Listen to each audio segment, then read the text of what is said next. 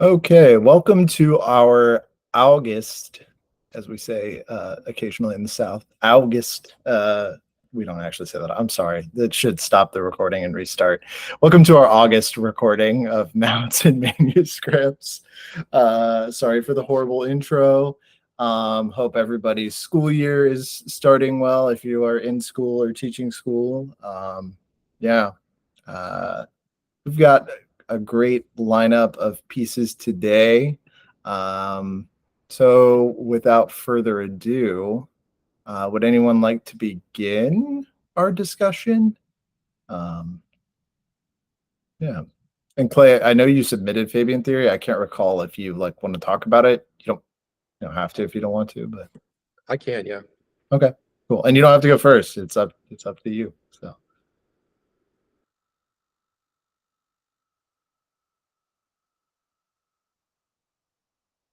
okay. Here's what we're gonna do. Graham sent in this piece. I don't know how to pronounce the composer's name, but it's Tambor de Pan. I don't know if you guys had a chance to listen to that and watch that, but I was in my kitchen earlier and I was just captivated by this piece. It was amazing, and I had no idea what to expect because I did zero research beforehand.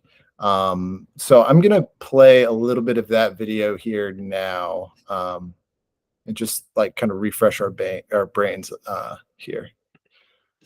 Okay.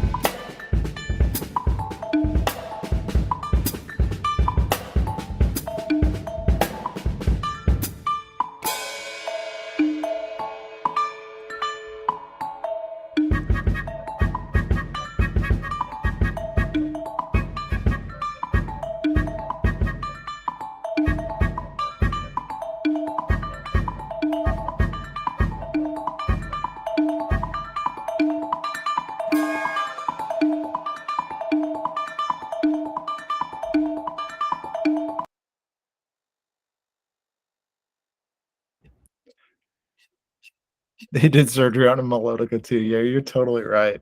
Um, yeah, I does anyone know what those like pump like pedals and like the pipe situation is? If it's like an original, Yeah, there's a talk back with the composer afterwards, and it okay, is subtitled in English, but that's all handmade. wow, that's unreal. Yeah. Uh, he also, I was like looking at his website, which I'll copy here for you guys, and in his catalog of like solo pieces, he only has three pieces. It's this percussion solo, something for organ, and looks like something for piano, which I'm like, I'm now really interested to listen to his organ piece because this has like an organ, like bagpipey vibe to it. Um, yeah, I also just love the like sound selection. That, like I said, that log drum is sounds too good. It's I'm not convinced that it's real. So, um, yeah. What do you guys think? And I didn't listen to that talk afterwards. I probably should go back and listen to it. But yeah. What are your impressions of this piece? Yeah, I really liked like really all the sound selections of all those little like bells and log drum things on the table. I feel like they like blended so well and it sounded like its own like individual instrument, like contrasted with the pipes and whatever's going on. I really liked all those that he picked out. I think they sounded really good. I just think it's a really neat medium to have like your feet oscillating back and forth that entire time. And they talk a little bit about this being like a real. This is a piece for drum set augmented, and I love how much the pedals are conceived of as being part of the drum set, and like multiple pedals alternating right left. Yeah, I wonder if anyone's gonna. I wonder if anyone submitted this for the PASIC new music research presentation. It might be too. I can't remember if it said this was composed in 2010. It might be too quote unquote too old. Um, no, 2024. It's like brand new, so it's like would be. That would like melt my brain if I saw that played at PASIC. Like everybody would be screaming and talking about it for the rest of the conference. But yeah, the drum set vibe. It almost is like. Have you guys ever seen any of the like? Do you guys know Akira Jimbo, the drum set player? He is like an OG Zildjian artist, and his like shtick was combining like acoustic drum set and like electronic drum sets with like pedals together.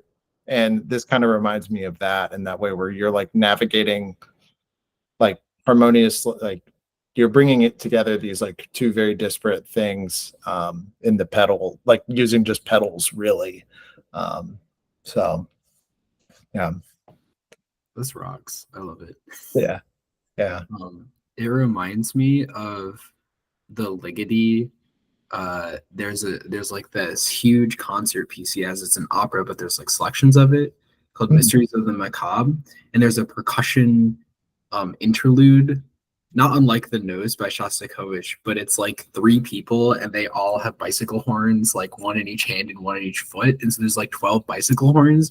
And so for some reason, I guess it just now I'm like, is this like a European thing where they're just gonna have percussionists like hold these like I don't know. It's really that's what it reminded me of because it sounds so similar. Obviously it's like three people, but I don't know. That's just what I thought of it.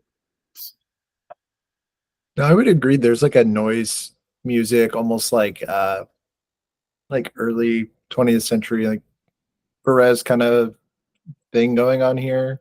Maybe not Perez exactly, but yeah, like uh discomfort, but also like amazement at like, whoa, this is something I've just never heard before. So no, I agree. Perez, if he slayed.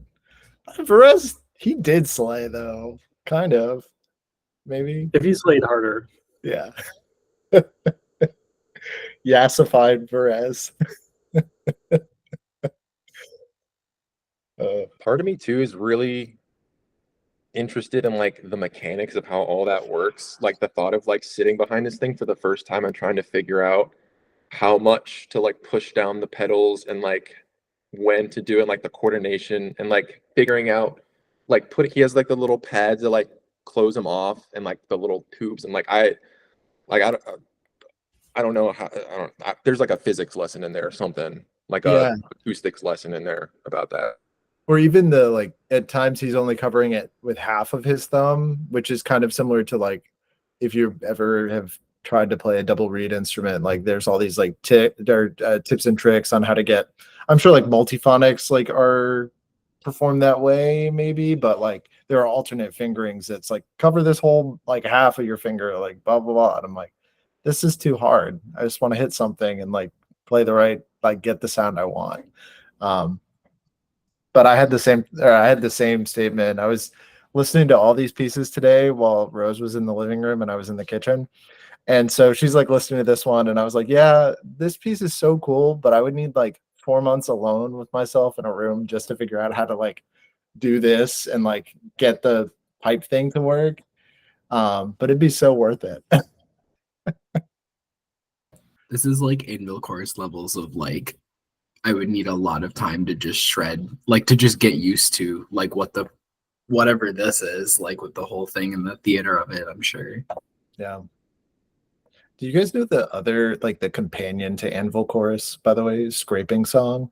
The like all Wiro movement or all Wiro piece. It is wild. It's really cool. Yeah.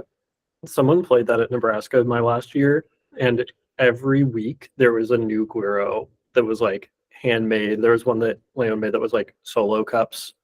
Yep.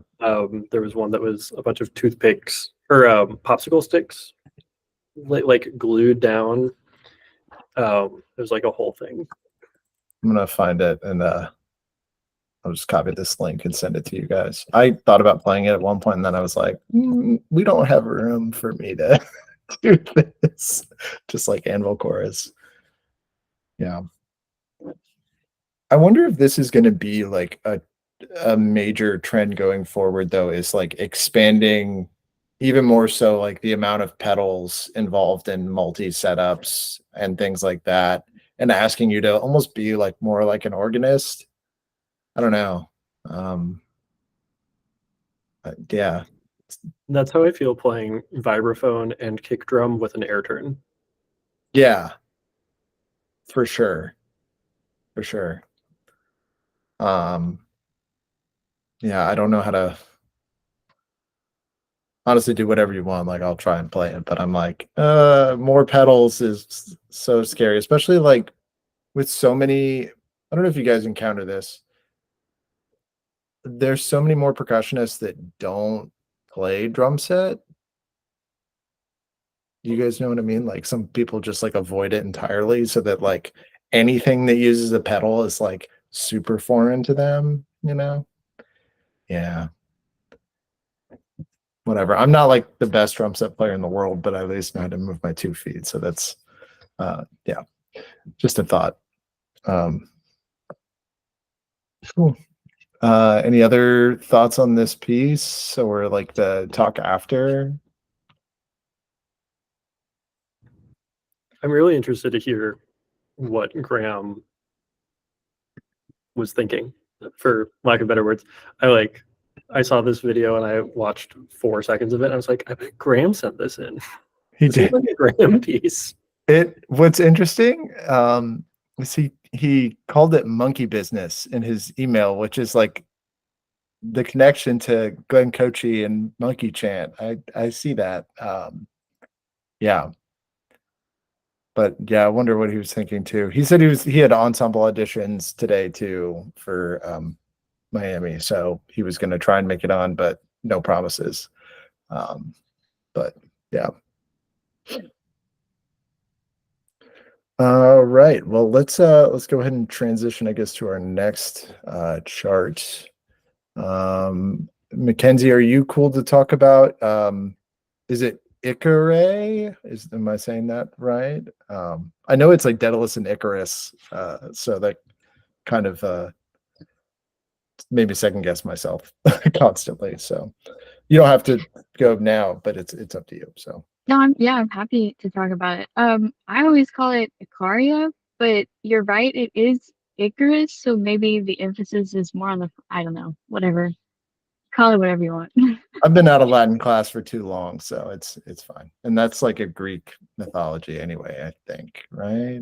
Yeah, it's Greek mythology. And I'm from the South, so I have a Southern drawl, so nothing makes sense. Can't read anything. But it's fine. But yeah, it's Icaria by Emily McPherson, and I do not have the video pulled up, but I do have the score if I can figure out how to share my screen. I feel like this happens every time. Okay, share window. Nope, no.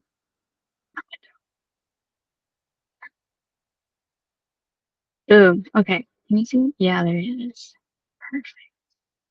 So it's a for solo snare drum and optional electronics, and the electronics are just a like an ocean soundscape in the background, and it's for 4 to 8 minutes.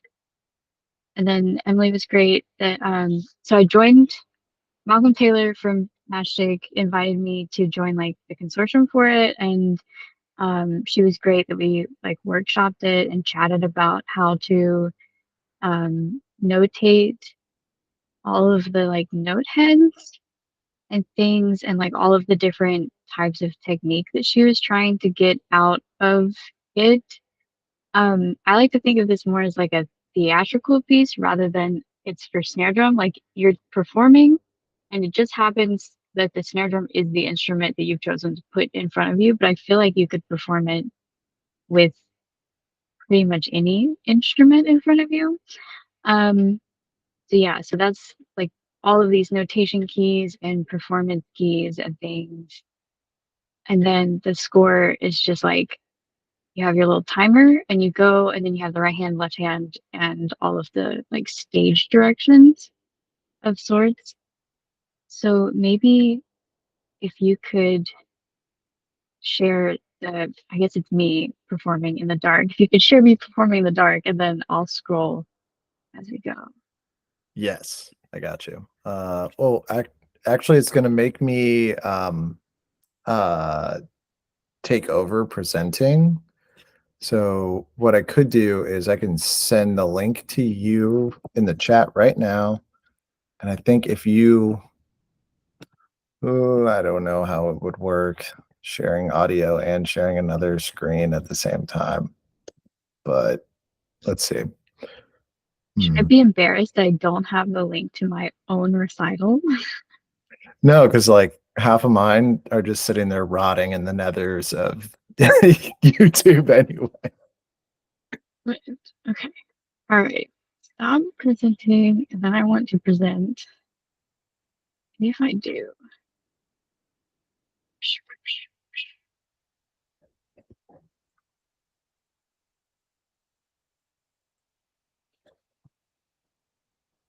oh, I can't share audio. Okay, we'll just watch it. That's fine.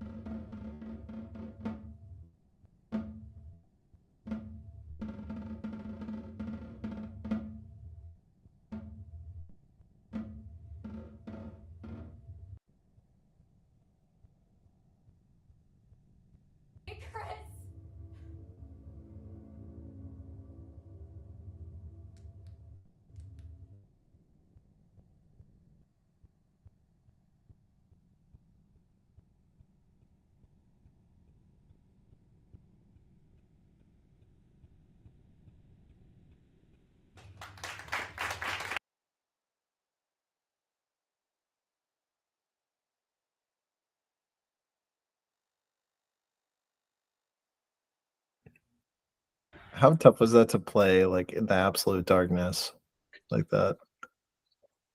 Well, the funny thing is that it's not absolute darkness, but Emily asked for there to be a light. It's terrible. Because if you watch back the first video or the first piece that I played, it it also was in the dark, but like we had a spotlight on each of the players, but you still couldn't see the players.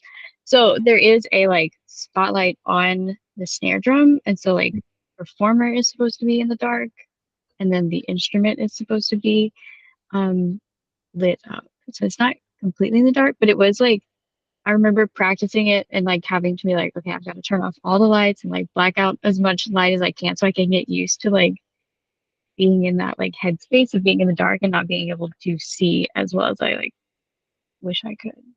Yeah. Yeah. It's super fun piece. I like Malcolm has a video and I tried my hardest to find it, but I think he just has it on his computer. Um he chose to do his in the light, so he didn't have the darkness. So it's interesting to see what he's doing rather than just like hear all the effects that I'm creating.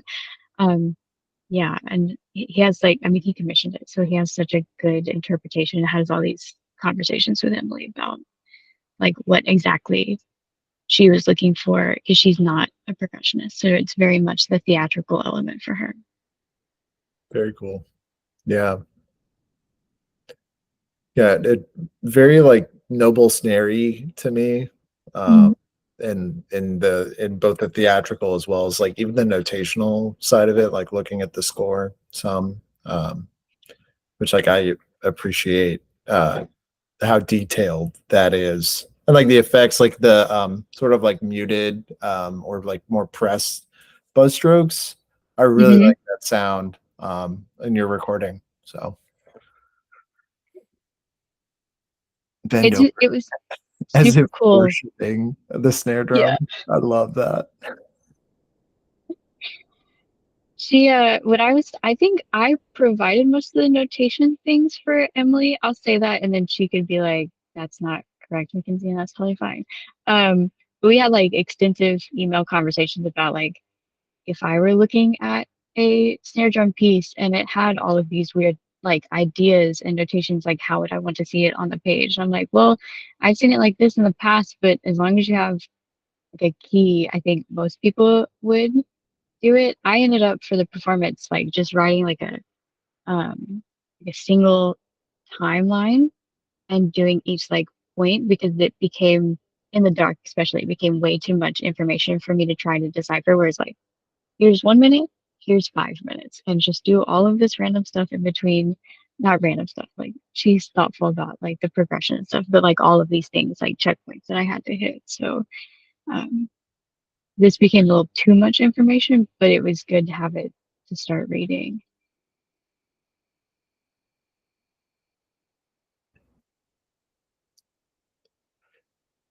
Hmm. I feel like I had a question about the opening and now I can't recall. Can you go back to the top of the score? Oh, Yes. that was it. So did you actually have a timer with you for each section or? I had my phone set up with a timer on the stand next to the snare drum, and just for this, like, let's see, I don't go to the snare drum until like 30 seconds. No, 50 for like a minute. So in my head, while I'm doing all of these, like the 15-second checkpoint, the 30-second, 35, and then 50 seconds, like just counting one, two, and hoping that it's in line with the timer that I had already started because you have to be separate from the snare drum. So I had to count like, okay, I'm gonna start the timer and then I'm gonna count to 30 and then I'll start the piece. So for every checkpoint that I had written on the timeline, I have to be 30 seconds off from that. It was, I probably made it way more complicated than it should have been. But yeah, I did have my phone timer and I said, all right, go, start yelling.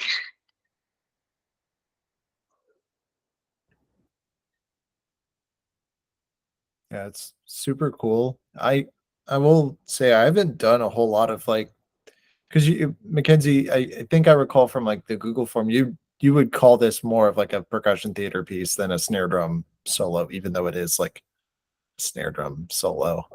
Like Yes. theater percussion, I feel like is something that like escapes me. Have you done other pieces like this in performance, or like I how was this one compared to them, I guess?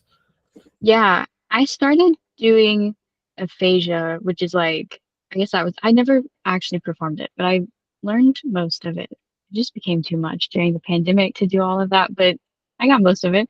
Um, and so going from that, which is very like you have to do the motions with the soundtrack, whereas this is like you have 4 to 8 minutes, try to keep it within the 8 minutes, but your backing track and like your sound thing is just ocean waves. So as long as you're performing and the waves are happening before and after you're done, you're good. And like the time is not as strict. That was interesting going from aphasia where it's like, okay, this has to be, it's very linear and more percussion, and this is just esoteric. And I'm trying to create like to be an actor instead of a percussionist. Lots of doing research on YouTube of like watching like TED Talks of actors talk about how they get into that headspace. Something crazy happened. Like as soon as I turned off the lights though, or like the lights for that piece, it was like I'm a totally different person. I am an actor now. I'm not a percussionist. And then the next piece was like, all right, I'm back to being a percussionist. I know what I'm doing. So it was very weird to look back and be like, oh, that switch for me was super easy. But yeah, lots of research and thinking about how not to be a percussionist in that moment. Yeah, I've thought about like, so my older brother is a theater professor in South Mhm. Carolina, and I've thought about like if I ever do a piece like this, I would want to like send him recordings or like have him like coach me through it a little bit. But I'm also like, it might be a good idea if a student needs like a humanities class, like a percussion student, be like, you should take like improvisation or like a theater course as an elective because again, just like adding 7 pedals to your setup, like this is a genre that is exploding and like here to stay in terms of like solo repertoire or chamber ensembles. I know it's like not new because like there's Stuart Saunders Smith pieces that are kind of like this too. So, and the Mark Oh Apple. yeah, So yeah, right. And not a big fan of Casey Cangelosi, but Casey has a piece, or several pieces like this that are more theatrical. I'll go on the record. I'll say it. Not a fan. um, and then who else has like? There's a bunch of other like more percussion theatrical pieces, but yeah, this one was very much like.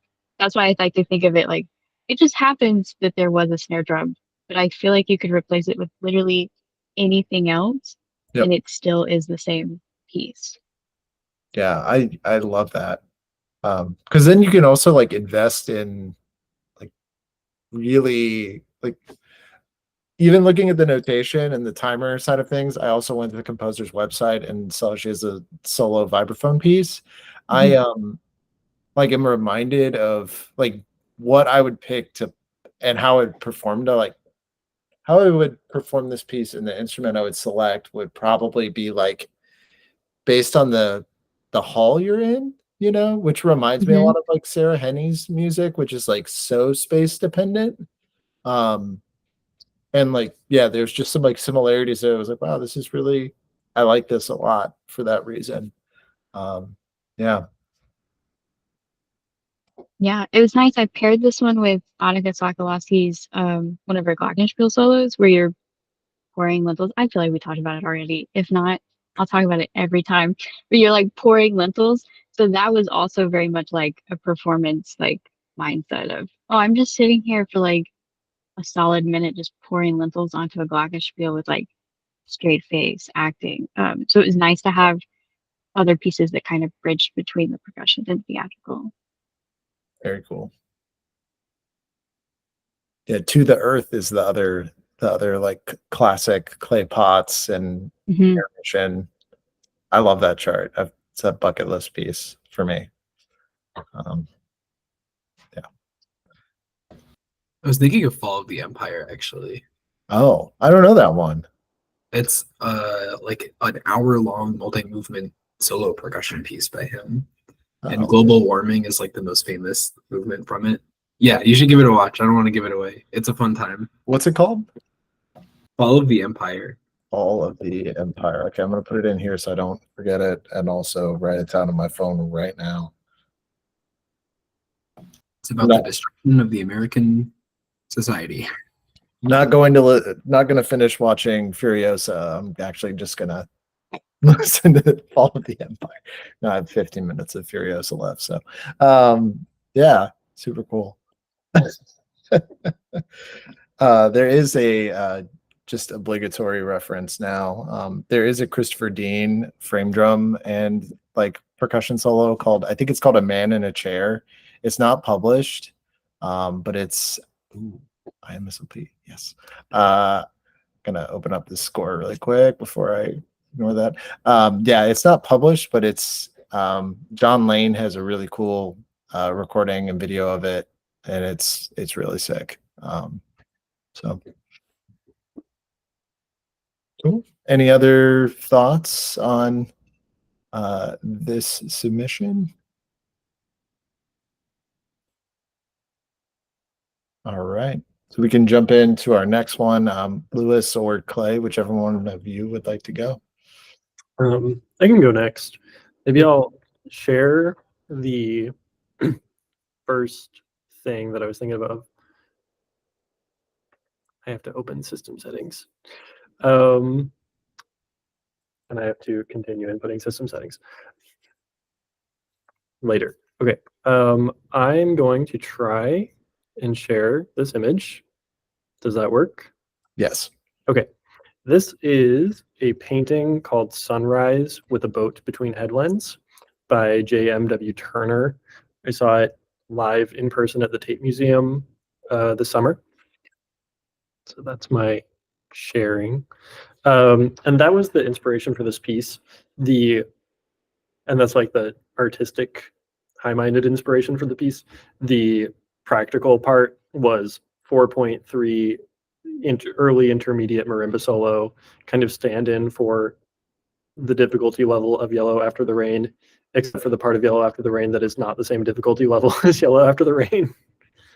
And so I was just really setting out to write a piece that was idiomatic and made sense on marimba while trying not to be over the top with it being like a marimba intermediate piece.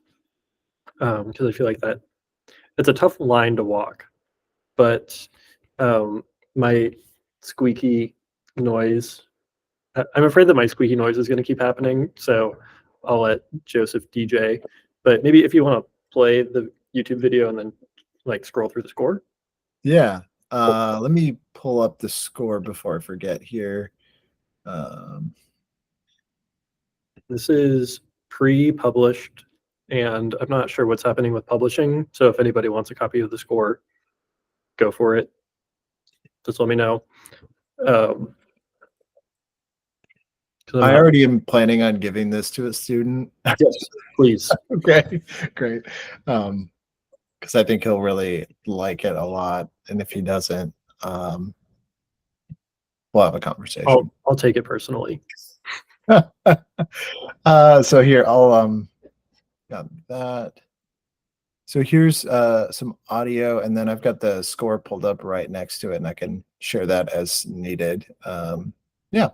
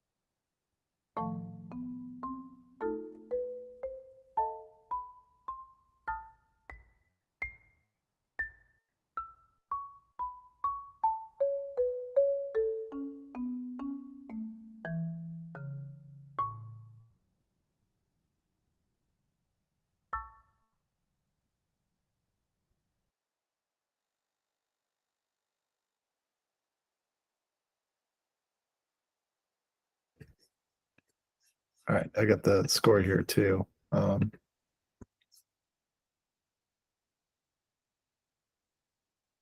There we go. Oh, wait. That was weird. Wait, I can keep it on here and scroll at the same time? Wait, that's pretty sick. No, never mind. I'm not going to do that. That's a load of crap. Sorry.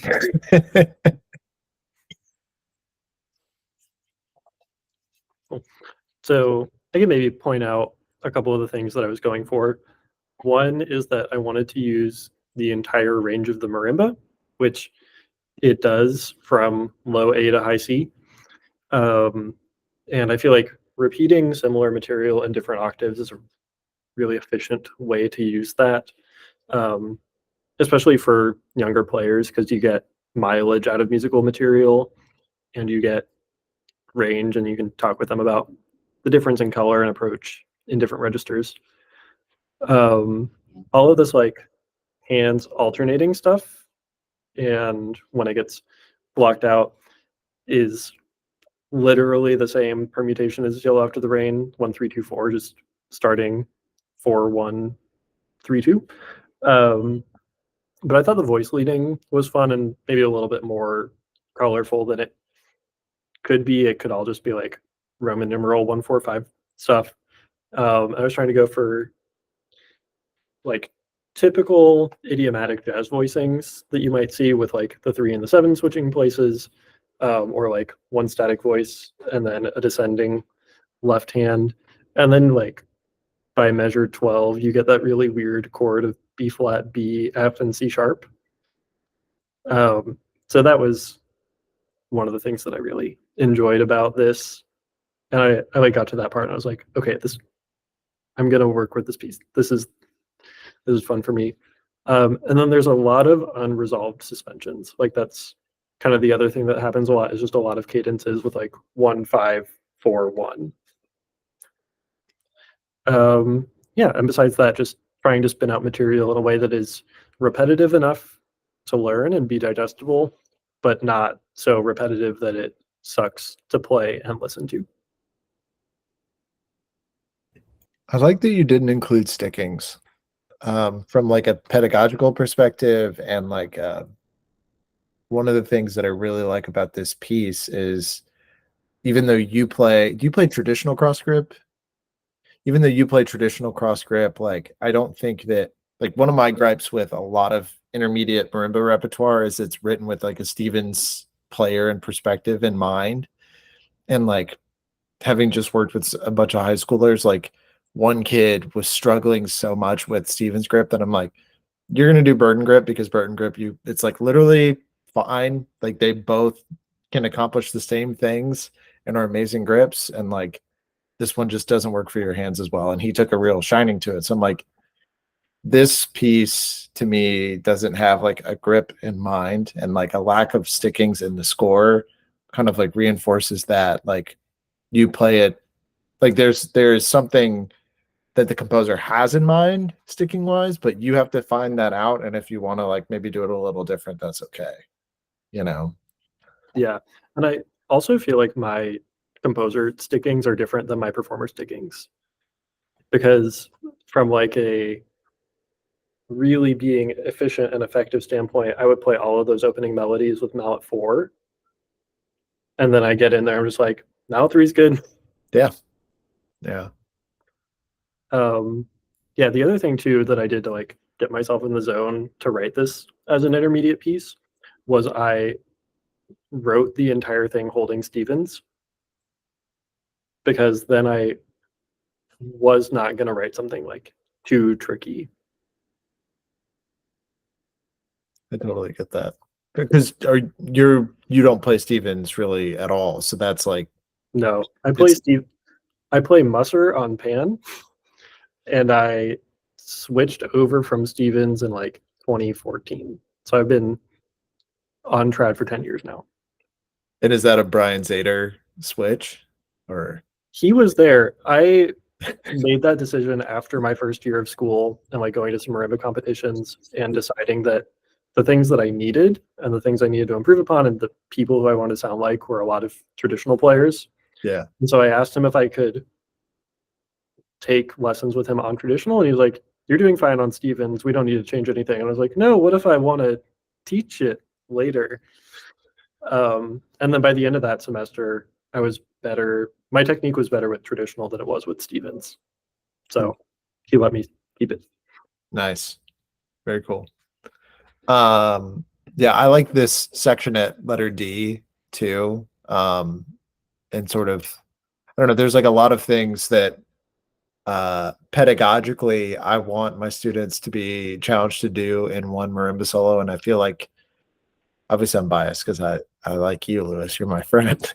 But I feel like this piece accomplishes a lot of those things. Like, again, like it's not Yellow After the Rain, but it's like it's a refreshing departure and like an actually intermediate solo versus I've heard a lot of people call the like Ivan Trevino's songbook intermediate repertoire, and I'm like, there's some things in there that's like not idiomatic and really tricky, mainly in like lateral stickings and like moving between accidentals. And this one, it's like, nope, moving up, moving down, a couple of like things where you have to think about body positioning specifically, but it's very intentional and it's just moving up the instrument in octaves. Like, okay, cool, we can do that and like think about our body as we're moving. So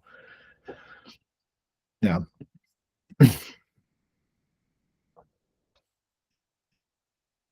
Yeah, I had a lot of the same thoughts when I was watching this video the other day. Like it's a very useful piece from a pedagogical perspective, but at the same time, it doesn't feel like a pedagogical piece necessarily. Like it doesn't feel like a piece that you would find in like the Ford book that's like, here's this permutation, and then here's this chord and this permutation, and it's like very, I guess, like dry and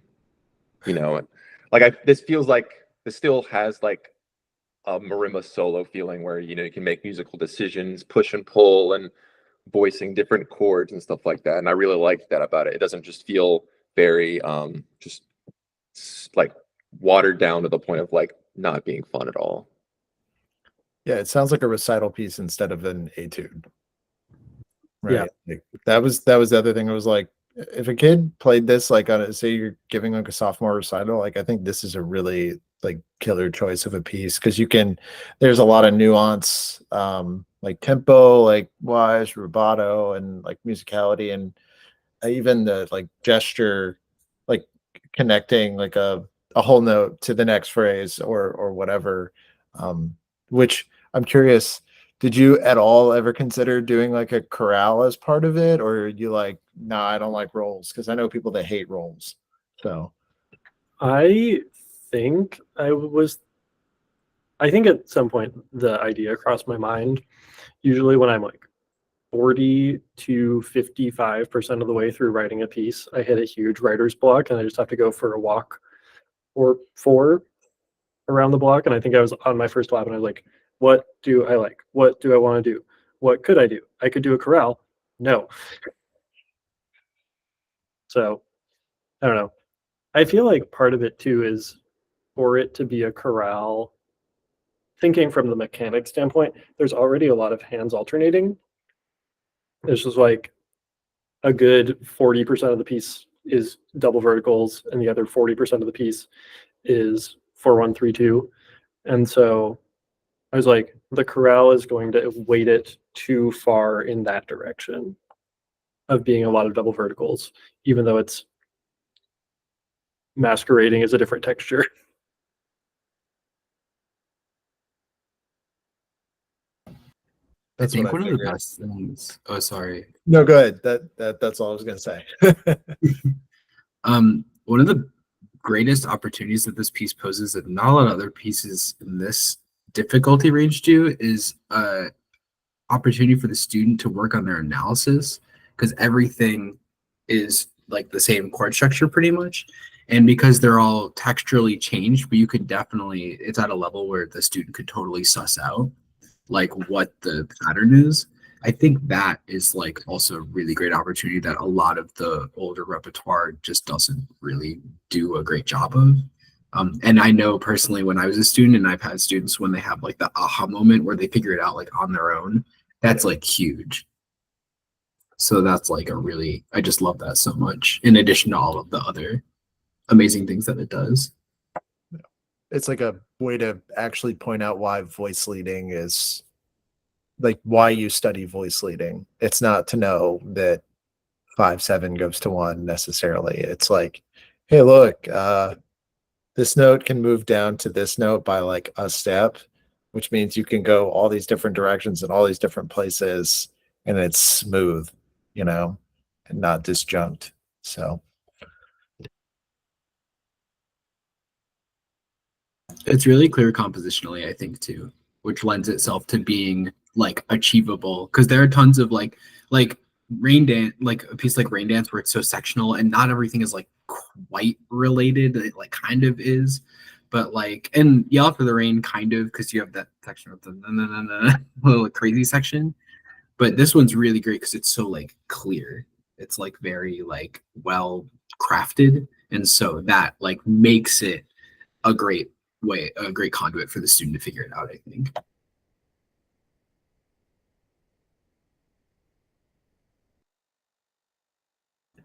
yeah, part of the reason I asked about the chorale thing too is because of like Yellow After the Rain has those like horrible rolls in it. And then Rain Dance has the chorale that's like just really hard to listen to once you get to that point in the piece, in my opinion. But I love Rain Dance. I think it's a cool piece. But yeah. And like or even the Smadbeck Etude 1 has a chorale in it. It's like not everything needs a chorale to be like a pedagogically sound, like intermediate marimba piece. Like, I don't know. Yeah. Which I like about this one because I'm like, oh, we'll do a chorale. Like, we can focus on how you roll, like in a piece, you know? Yeah. So I will be giving this to one of my sophomores probably tomorrow. We'll see. Yeah, I'm handing one out this week. Sick. Yeah. Thank you, Lewis. Yeah, thank you guys. All right. Clay, do you want to send us home with some Fabian theory? Yeah, sure, definitely. All right. Let me see. All right. I also have a bootleg copy of this, if Ooh. of Fabian theory. If anyone wants, we can look at the score a little bit. There's also like yeah, there's also like notes at the beginning from someone who maybe was like emailing Nigel Westlake. So yeah. All right, give me a second. I gotta figure out how to screen share here. Let me see. Hold on, just a second.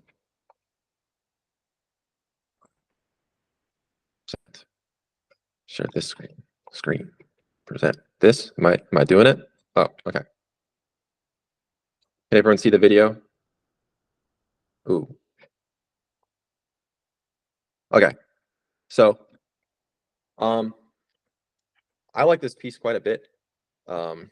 Something that I've never played a piece with electronics before, but I've been wanting to like get into it, and I found this piece, which is really, it stuck out to me because I feel like most pieces with electronics in them, it's usually like you're playing with a backing track and like a click, and you're trying to like line up what you're doing, and like it's all, it's kind of lined up like that. But what's really interesting about this, if you look down like at his feet, you see there's these like little effects pedals, and so he's like literally piping his sound with these microphones into the effects pedals. I'll play it from the start, but that's around, I think, right here where you can see him actually hitting the pedals. I'll point it out when it comes up.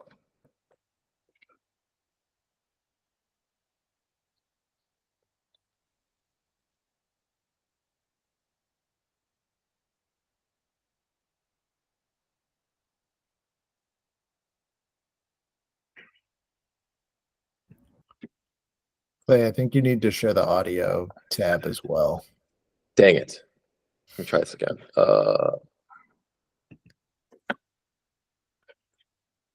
Share window. Share this window.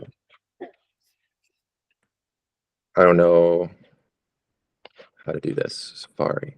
I can also share it on my Yeah. end. Okay, Yeah, cool. that might be easier. Sweet. Okay, I'll do that. Yeah. Okay. Yeah, so the first instance of him interacting with the pedals you'll see is around like a minute 30 in. You can hear there's a delay pedal, and then there's a looping pedal. So about a minute 30, he triggers the loop and then he turns off the delay. So what he's playing over top of that loop no longer has that delay effect on it. I'm going to start a little bit before that. Yeah. Full disclosure, I love this piece so much, and Mhm. it's on my bucket list. So I listen to this like way too much. It's on mine too. It's on my watch list for rep.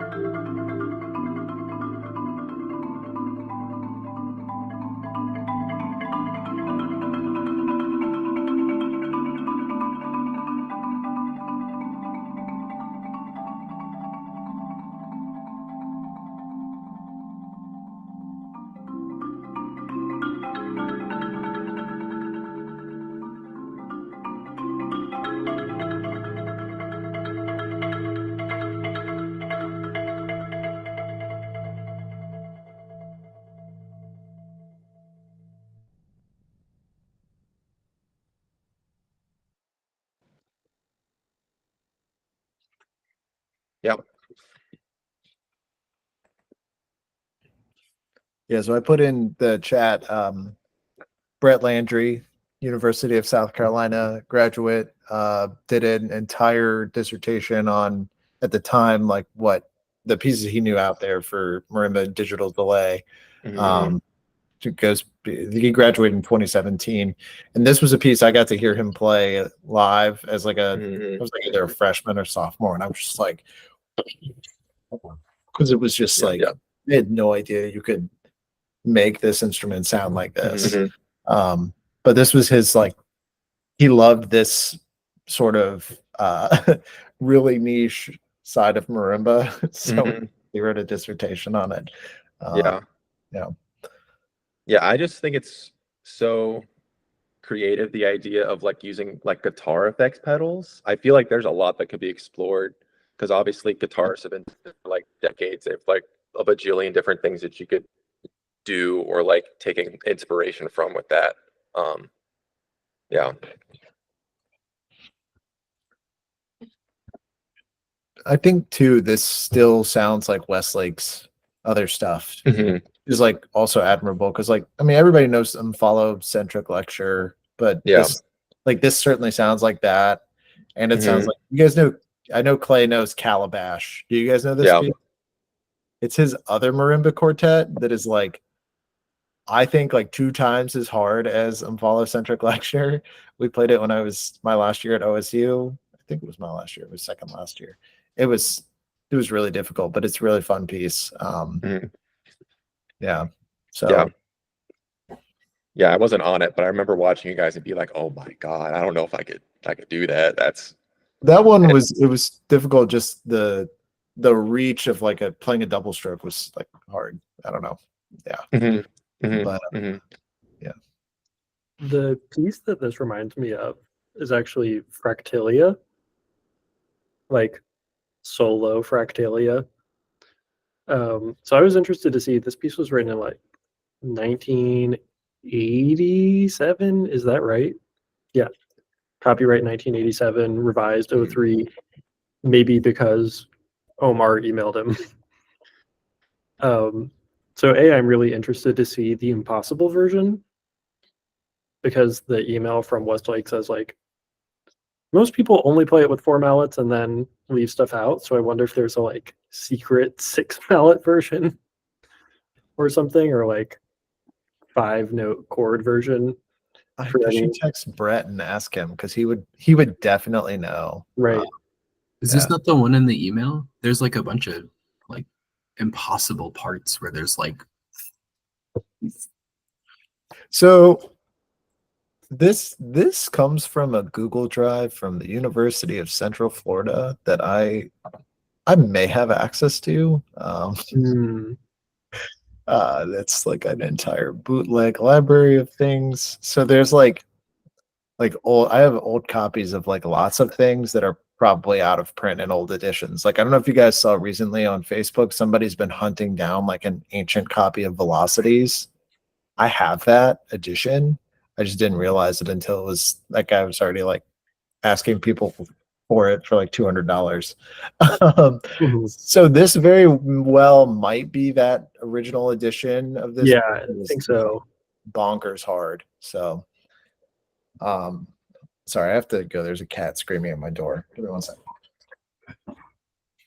Yeah, this does look like the version because it's got a bunch of like triads in each hand, or especially in the right hand. there's measure 87 has a bunch of 5 note chords. Maybe that was the part I was looking at. That whole section on bottom of page 5 looks impossible to play with 4 mallets. Right. He said 87. Yeah. I Mm-mm-mm. didn't mean to cut you off. I just jumped in. Oh yeah. How are you supposed to play that? What the heck? With Unless the thumbs too, right? yeah, unless that's like, is that the notation of the delay? No way. Mm, Hard to say. yeah, do that. Skill issue. I mean, honestly. The other that I think this piece makes like would make really difficult though is like, and props to this guy Matt Moore because he hit like 3 or 4 wrong notes that you could hear. Brett has a video of this on YouTube too, and I swear he misses like maybe 2 notes. But like if you miss a note and it gets captured in that delay, it's just gonna like send out, which is so like makes accuracy even more important. Yeah. Or like imagine that getting caught in the loop and it just like loops that wrong note for like a minute. Oh god. Yeah.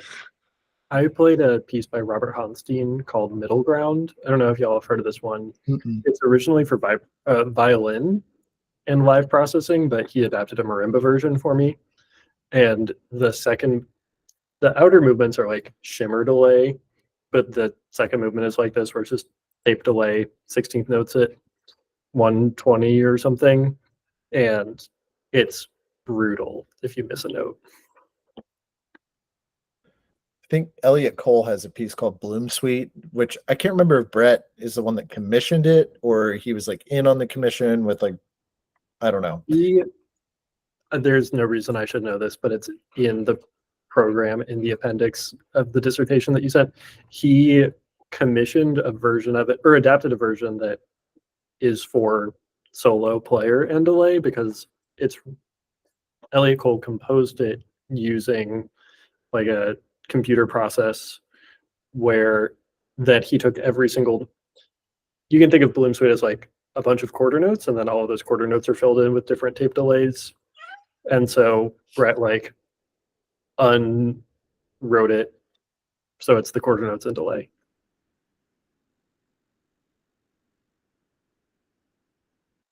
Libby was confirming she was reading the dissertation. Yeah. And then Emma O'Halloran's How Sweet the Thought of You is Infinite. yeah, that one is like the newest, and or at least the newest that I know of in like the digital delay marimba sphere. I got to hear that one like live before I'd ever heard like a YouTube video of it, and I was like, wow, what a cool piece. My like barrier of entry for all of these pieces though was like the technology.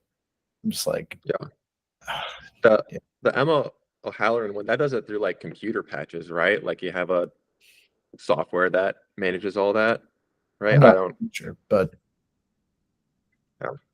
Emma's is a max patch, but when you get the max patch from her, it's broken. So then you have to go in and fix the patch yourself.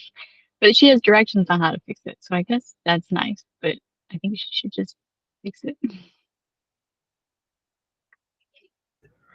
do you guys know what? So like Nigel Westlake's pieces, he's a film composer by day. Like that's his. Do you guys know what film his like call to fame is?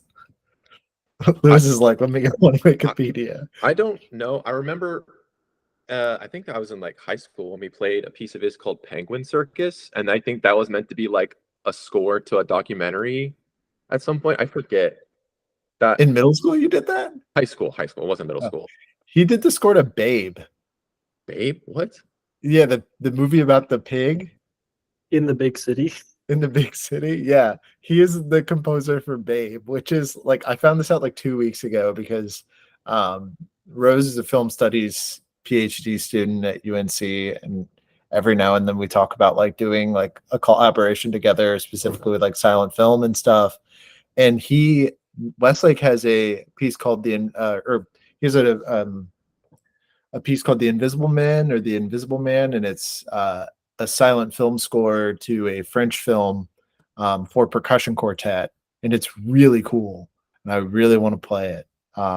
So if anybody ever wants to screen a silent film and have some fun and like maybe get stressed out playing some really hard shit. Yeah.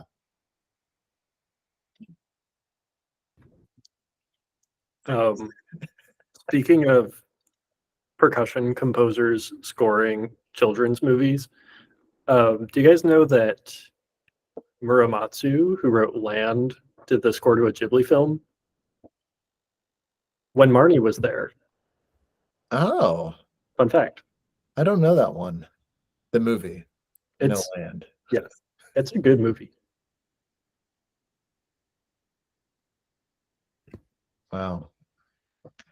Yeah, I don't know the soundtrack to Babe, so I can't say if it is. I mean, I'm sure it is like Nigel Westlake's other stuff.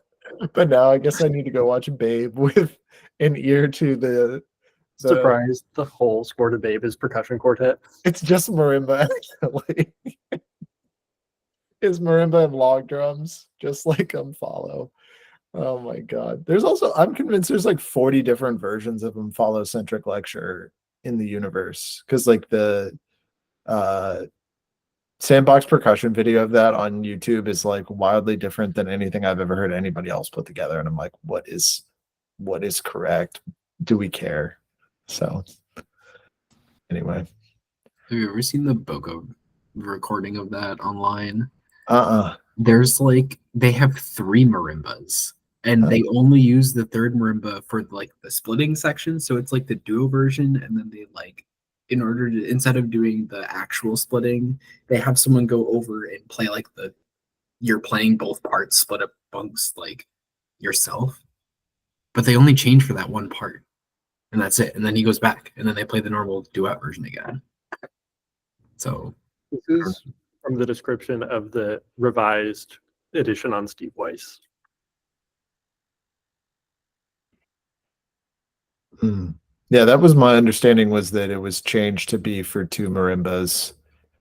I know people that have like the old version though, and still like they just rearrange it themselves. But it's like everybody knows that chart, and I'm like, you gotta know Calabash is a sick piece, and then Fabian Theory is like my favorite Westlake piece. So And Babe in the Big City. and Babe in the Big City.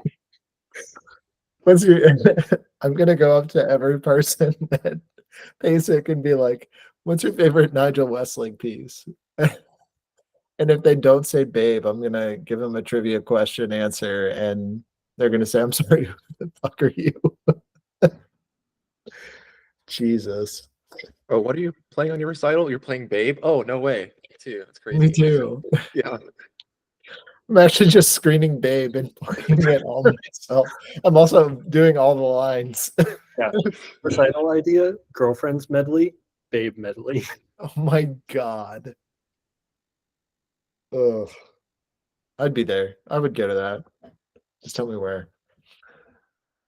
Oh man. I also like held hope that Westlake was somehow involved in Peter Jackson's movies, because Nigel Westlake is, I think, from New Zealand. He might be Australian. Okay, he's from New Zealand. Which, if you guys haven't seen any of Peter Jackson's horror movies that he made really early in his career, they are crazy. They're really funny. Recommend, if you're into horror movies, Brain Dead or Dead Alive, as it is known. It's kind of gross, but it's really good. So, but they're not connected at all, to my understanding. Just Babe. So, Speaking of films and silent films and things that are not related, has anybody seen Hundreds of Beavers? Joseph, did I text you about this? Oh, I should have. It's this silent film that was made a couple years ago on like $100,000 budget. And it's this guy who's hunting a bunch of beavers and other wildlife, but all of the animals are in like, it's like full-size people in mascot costumes. And it's like super slapstick humor, really visibly low budget, black and white, silent film. Amazing. You can rent it on Amazon for like $2. we will be checking that out when we finish Furiosa this afternoon. So, Joseph, I think you would really like it. that sounds like it's right up my alley. Cool. Well, on that note, thanks everybody for sharing. It's been a really fun call. Hannah and I will send out some more info about the coming months soon. I'm gonna try to orchestrate like another PASIC hang if people are gonna be there. Yeah, I still have to plan my own travel, so I don't even know when I'm going to be there. But maybe this time we can have like a nighttime hang or an early morning coffee hang at the Good Vibes spot or whatever. So cool. All right. Well, I'm going to stop recording. So thank you, YouTube crowd, or whoever's watching this. And yeah, till next time. Let me see. How do I stop the recording again? Oh, no. There it is. All right. Bye-bye.